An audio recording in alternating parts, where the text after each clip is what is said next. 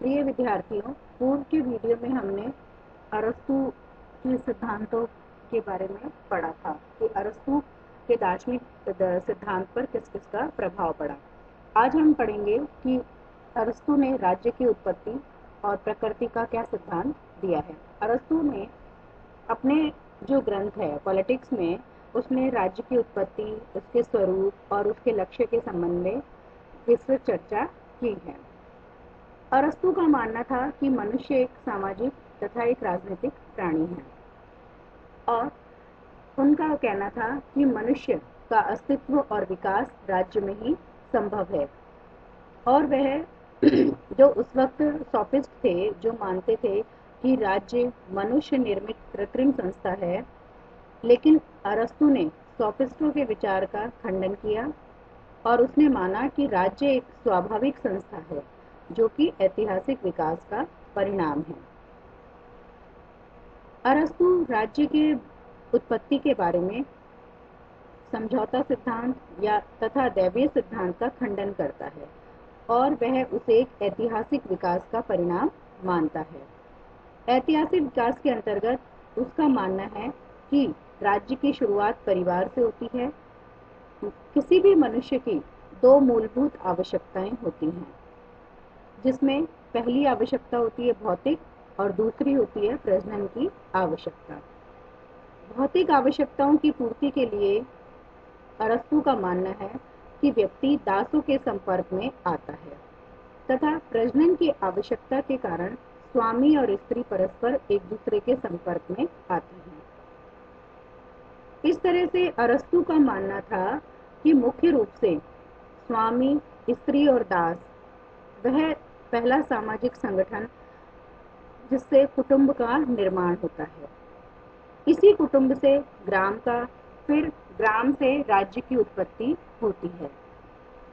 अरस्तु ने अपने राज्य की उत्पत्ति के बारे में कुछ सिद्धांत बताए हैं और उसने कहा है कि मनुष्य के जीवन में आत्म रक्षा तथा यौन संतुष्टि दो मूलभूत कारण हैं, दो मूलभूत प्राथमिकताएं हैं जिनके कारण वह परिवार में का जन्म होता है।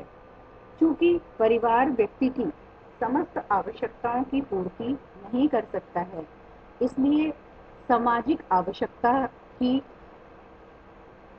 पूर्ति अच्छे जीवन के लिए मनुष्य किसका निर्माण करता है? गांव का निर्माण करता है। लेकिन चूंकि गांव भी मनुष्य की सारी आवश्यकताएं पूरी नहीं कर सकता, इसलिए वह अपने जीवन की पूर्णता प्राप्त करने के लिए राज्य का निर्माण करता है। राज्य में व्यक्ति को जीवन, समाज तथा नैतिकता तीनों वस्तुएं प्राप्त हो जाती हैं।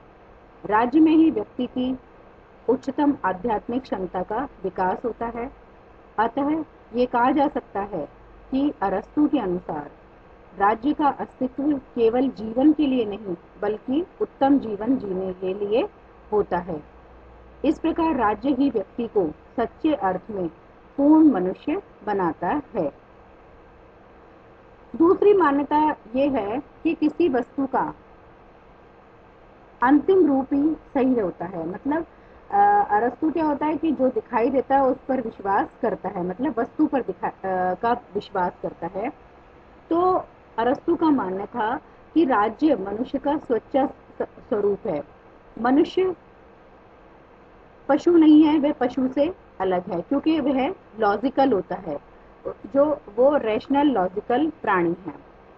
तो इसलिए ये माना जाता है कि फॉस्टर ने भी कहा है कि अरस्तु ने राज्य को इस अर्थ में स्वाभाविक नहीं बताया कि वह मनुष्य की पाशविक आवश्यकताओं को पूरा करता है, बल्कि इस अर्थ में भी स्वाभाविक बताया है कि वह मनुष्य के उच्चतर स्वभाव के विकास के लिए आवश्यक प्रकृति तथा वातावरण प्रदान करता है। इसी संदर्भ में बार्कर ने मानना है कि राज्य के बिना और राज्य से भिन्न व्यक्ति का कोई अस्तित्व नहीं है। इसीलिए अरस्तु ने कहा है कि राज्य एक स्वाभाविक संस्था है और वह एक ऐसी इकाई है जिसमें प्राणी के सभी गुण मौजूद होते हैं। इन तर्कों के आधार पर यह कहा जा सकता है कि राज्य एक स्वाभाविक संस्था है, मनुष्य एक राजनीतिक प्राणी है और राज्य एक स्वाभाविक संस्था में रहता है। ये दोनों जो कथन हैं वो एक दूसरे में निहित होते हैं। क्यों निहित होते हैं? क्योंकि मनुष्य को अपनी आवश्यकताओं की पूर्ति के लिए राज्य की आवश्यकता होती है।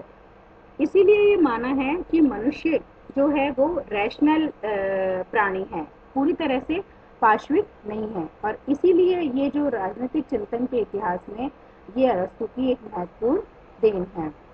राज्य के विकास को हम निम्नलिखित आधारों पर समझ सकते हैं।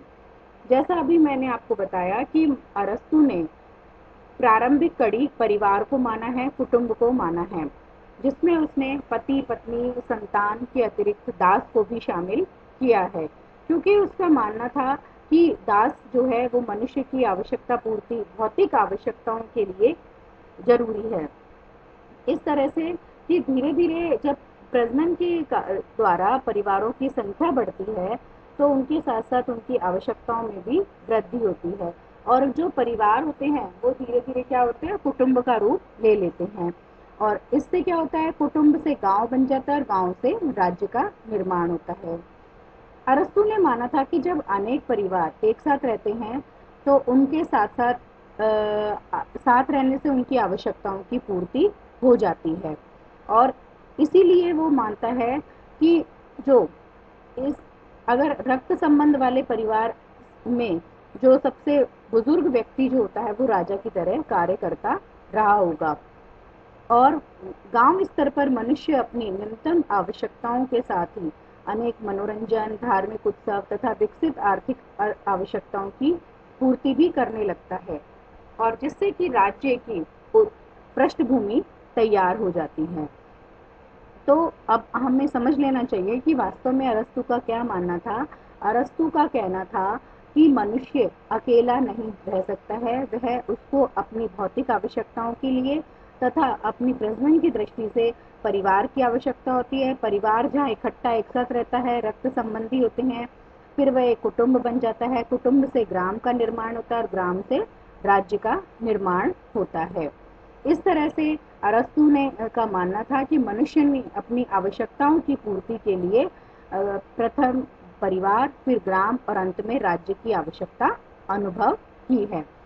अब राज्य की प्रकृति क्या कहती है? राज्य प्राकृतिक रूप से जैसा अभी बताया कि ऐसा नहीं है कि राज्य कोई कल्पनावादी है, बल्कि उसका मानना था कि राज्य समझौतावादी सिद्धांत से उत्पन्न नहीं हुआ है, ना ही राज्य दैवीय सिद्धांत से उत्पन्न हुआ है। वास्तव में राज्य क्या है? ये ऐतिहासिक परिणाम है और राज्य ही व्यक्ति का अंतिम लक्ष्य है और ये राज्य के द्वारा ही व्यक्ति अपनी शारीरिक, मानसिक और नैतिक पूर्णता को पूर्ण करता है। अरस्तु के अनुसार राज्य एक स्वाभाविक संस्था है और व्यक्ति उसकी एक इकाई है। दूसरा हम कह सकते हैं अरस्तु के अनुसार कि राज्य को वह सर्वोच्च समुदाय मानता है। राज्य सर्वोच्च समुदाय के रूप में व्यक्ति की बौद्धिक, नैतिक तथा आध्यात्मिक आवश्यकताओं की पूर्ति करता है और इसमें रहकर व्यक्ति अपना बिना किसी, क्योंकि राज्य का जो उद्देश्य होता है वो भलाई करना होता है और व्यक्ति राज्य में रह करके अपने सर्वोच्च उद्देश्य को प्राप्त करने में सफल होते हैं। इस तरह से राज्य एक सर्वोच्च समुदाय है। तीसरी बात अरस्तु ने कही कि राज्य व्यक्ति से पहले है, अर्थात ये जैसे तो अभी देखो ये एक उलझन पैदा करने वाला प्रश्न है, क्योंकि हम जानते थे कि पहले व्यक्ति बना, फिर व्यक्ति से परिवार बना, परिवार से ग्राम बना, ग्राम से फिर राज्य का जन्म हुआ। लेकिन अब ये प्रश्न उठता है कि राज्य व्यक्ति से पहले कैसे हो सकता है? तो अरस्तु ने अपना एक साइकोलॉजिकल इसमें व्यू बताया है। वो ये मानता है कि राज्य को एक समग्र है, यूनिट है, वो यूनिवर्स है।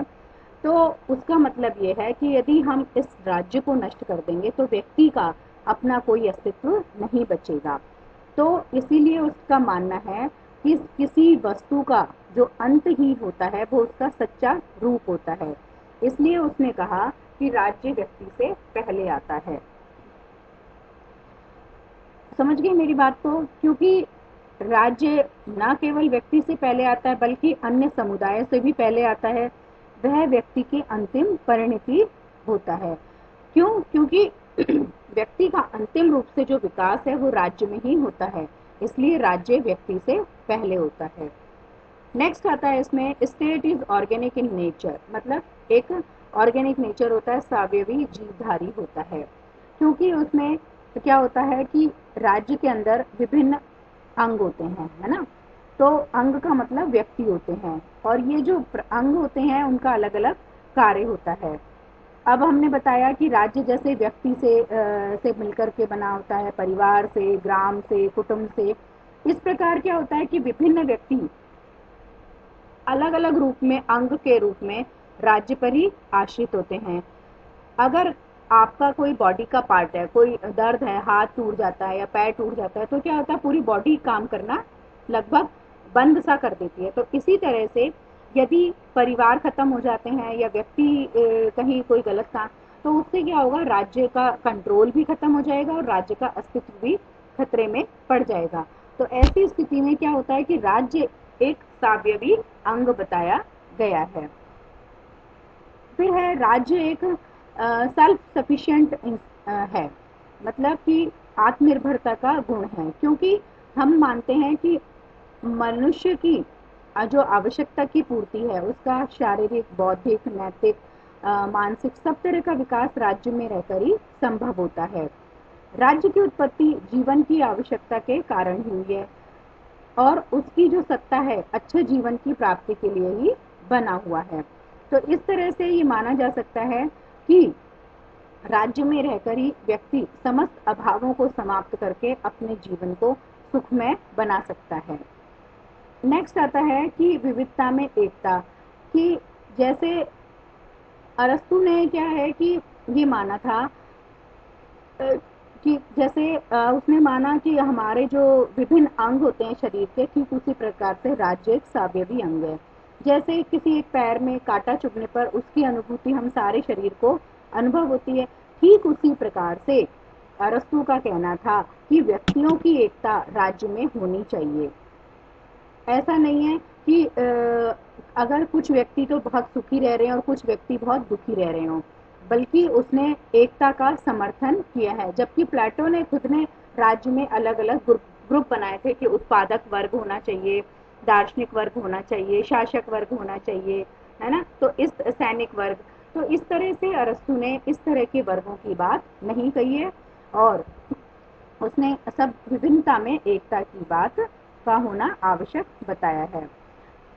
उसने नगर राज्य का समर्थन किया है कि नगर राज्य का अर्थ है, यूनान में उस वक्त सिटी स्टेट बोलते थे उनको, तो अरस्तु का राज्य को हम नगर राज्य बता सकते हैं, जिसमें उन्होंने आदर्श राज्य का चित्रण किया है। अरस्तु का जो राज्य है वो विवेक से उत्पन्न हुआ राज्य है, ना कि किसी भी सामाजिक समझौते या दैवीय सिद्धांतों का से उत्पन्न हुआ है। उन्होंने इन दोनों सिद्धांतों का खंडन करके राज्य की उत्पत्ति को मानवीय विवेक का परिणाम माना है। एक और बात अरस्तु ने कही है कि राज्य का विकास क्रमिक रूप से हुआ है, वो मानवीय विवेक के परिणाम स्वरूप हुआ है। क्यों? कैसे? जैसे प्रारंभ में मनुष्य परिवार में अकेला व्यक्ति था, उसकी आवश्यकताओं की पूर्ति नहीं हो पा रही थी, इसलिए उसने परिवार बनाया, परिवार से ग्राम बना, फिर उन आवश्यकताओं की और अधिक पूर्ति करने के लिए और अधिक समरसता लाने के लिए उसने राज्य की उत्पत्ति हुई, जिसमें उसकी बौद्धिक आवश्यकताएं, नैतिक आवश्यकताएं, आध्यात्मिक आवश्यकताएं, इन सभी आवश्यकताओं की पूर्ति राज्य के द्वारा हुई। तो ये जो राज्य का विकास है वो क्या हुआ, सावयवी, जो हमने एक पूरे शरीर की रचना की बात की है, तो वो ये व्यक्ति, परिवार और ग्राम इस सावयवी जीवधारी के अंग हैं, जो कि एक दूसरे से संबंधित हैं। इन अंगों का पूर्ण विकास क्रम होने पर ही राज्य का दर्शन होता है, राज्य का विकास संभव हो पाया है। Thank you.